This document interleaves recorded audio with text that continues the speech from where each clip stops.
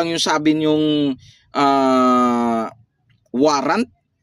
Ang dami yung coordination. Actually, yung nakita ko po doon sa video, yung nasa post ko po, tingnan nyo kung makita nyo pong video kong ito. Nasa post ko po sa Facebook, hanapin nyo po yung Facebook post ko. Haji Omar po nakalagay. Hanapin nyo po, makita nyo po dyan. Yung video na pinakita kay FPRRD doon sa loob ng plane, yung sinabi ni Senadora Amy Marcos, hindi naman po warrant yun. Sinungaling tong si Kwan eh. Sinungaling tong si General Torre na nandyan daw yung warrant. Binasahan sila ng warrant. Yung pinakita po, hindi naman din po red notice. Yung sinabi po ni Senadora Amy, yung diffusion, tama po yun. Kaya sinabi doon ni PRRD sa loob, kaya po tumagal po kayo nang gusto nyo sana kuhulihin nyo si FPRRD, pagkatapos isakay nyo kagad sa plane.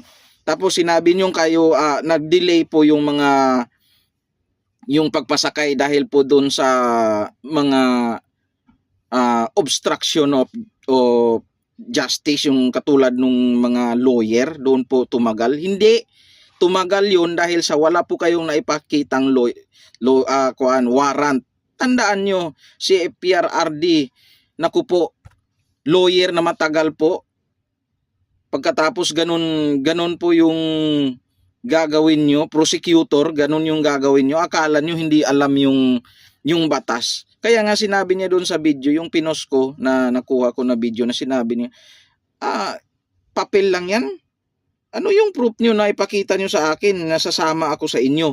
Kaya nga sabi ni FPRRD doon, pauwiin mo muna ako, kaya maghilamos man lang ako mismo ang pupunta sa kanila. Sa kanila yung sinasabi diyan sa DILG na yan na gustong maghuli sa kanya.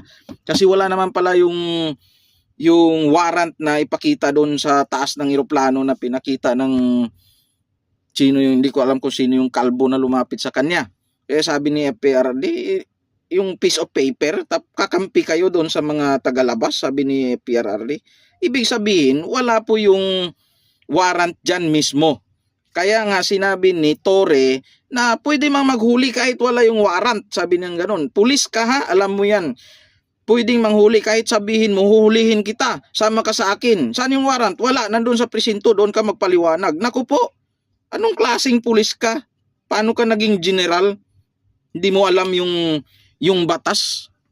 Ako, ordinaryong tao lang po ako. Wala po akong natapos. High school graduate lang po ako. Pero may alam ako sa mga ganun. Kasi nga, malawak na yung social media, malawak na yung Google, malawak na yung AI para hanapan mo ng